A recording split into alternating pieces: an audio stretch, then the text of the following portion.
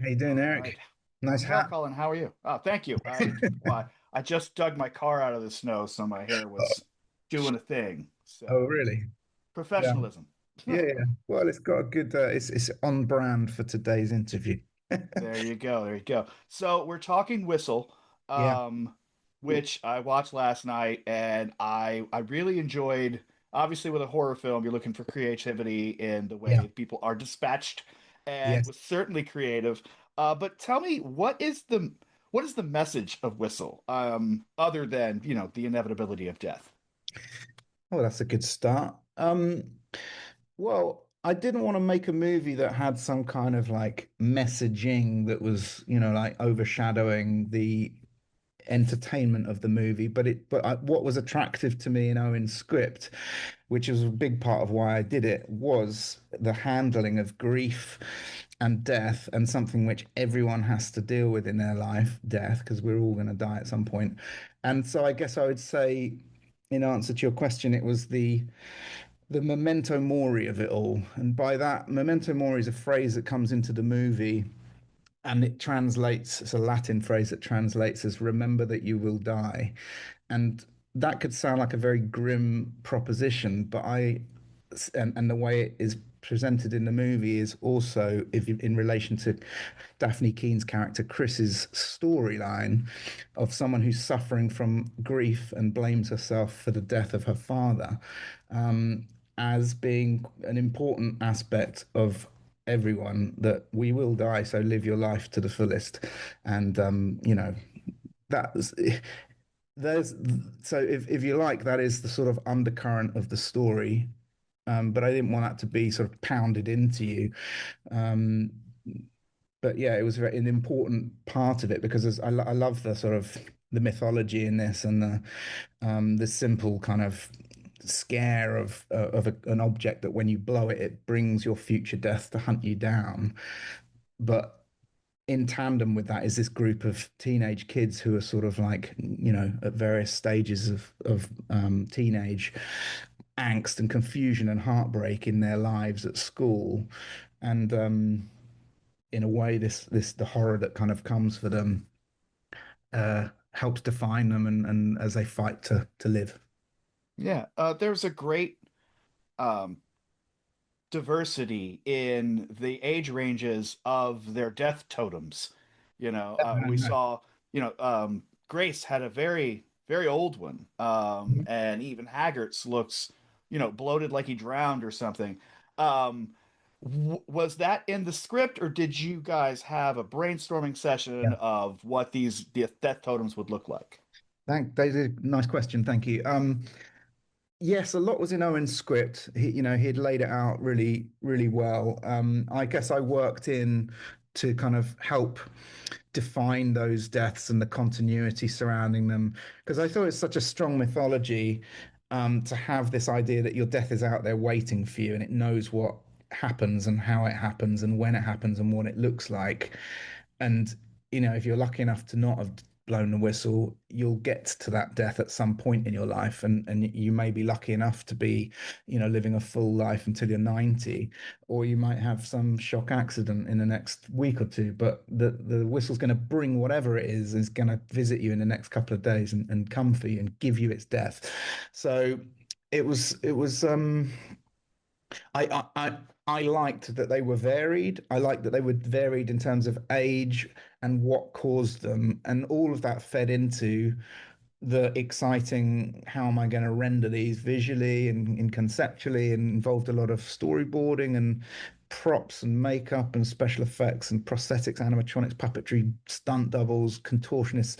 To kind of, I just wanted to also, as a fan of, horror movies, and trying to show visions that we haven't seen before. I mean, that is difficult, and a lot has been done. But so, I wanted them all to be different, almost like a set of ingredients on a menu. You can have your Burning Man, or you can have your Ancient Crone, or you can have your sort of slight Japanese horror, or you can have your, so almost like different subgenres of horror. You can have a bit of possession or a body horror, or and obviously some of those were, there's a couple in there that were genuinely like, I've not seen this before, so I'm really excited to bring that to the screen. let's talk about being a horror director. Are there tools you have in your toolkit that you think a comedy director or a documentary director don't have, or is there a tool that you think is integral to being a horror director? That's really interesting. It's not really something I think about, and it's something which I suppose,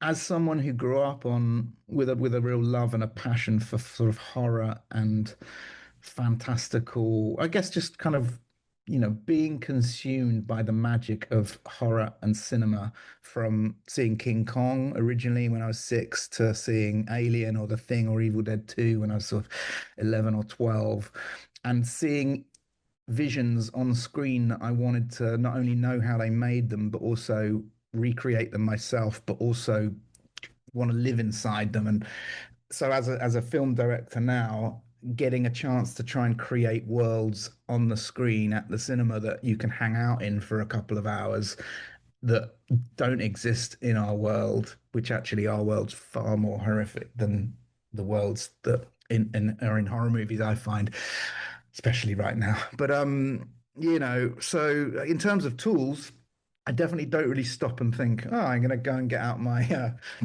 tension toolbox or my, yes, I have a. I think all directors come with their own different superpowers and skills, and whether that is in comedy and being able to, you know, have perfect comedy timing and work with actors and make sure the jokes are perfect. I suppose it's similar in horror that you have to have kind of mechanisms that work, but you're trying to kind of play with the existing ones and then offset them. And it's a difficult one to make sure that the scare works in the right way, and but also you have a trajectory within the movie so you don't like eclipse it too early and then can't match it later on. So I think there's a sort of an inherent, I've built up a, I don't know, my own experience within the chances I've had to make horror. And then there's everything that I bring in from outside and in my own life, and wanting to tell stories with heart and have characters in them that you can care for, that aren't just characters that are disposable. And so it's just, I guess it's, to me, it's like an ongoing mission to figure out. But I don't.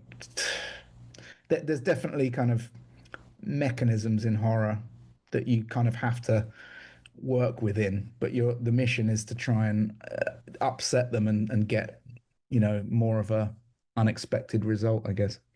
Yeah, I can agree with that because there's definitely a lot of drama in this film, really carried by Dafne Keen. And tell me about this young cast and mining the moments between the scares Yeah. for authenticity.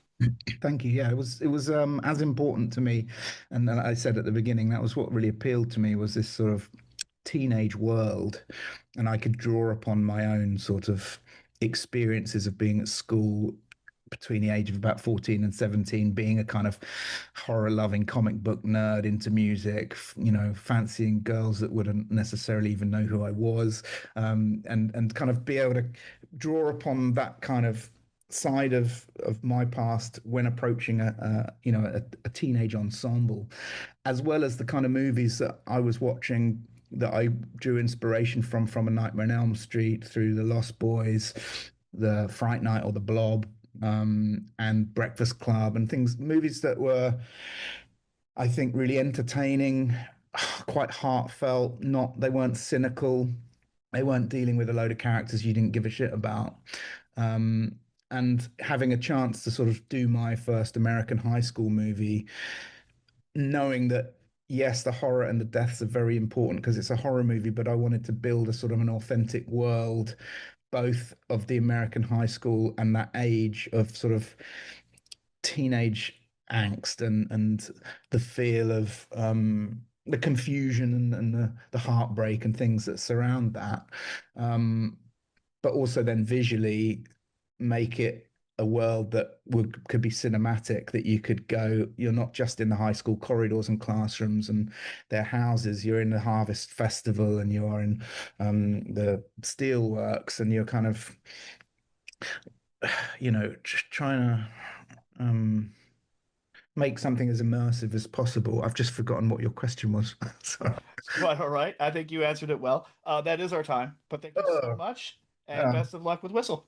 thank you, Eric. Appreciate it. Nice to All speak right. to you. February the Nice to 6th. talk to you. Thank you.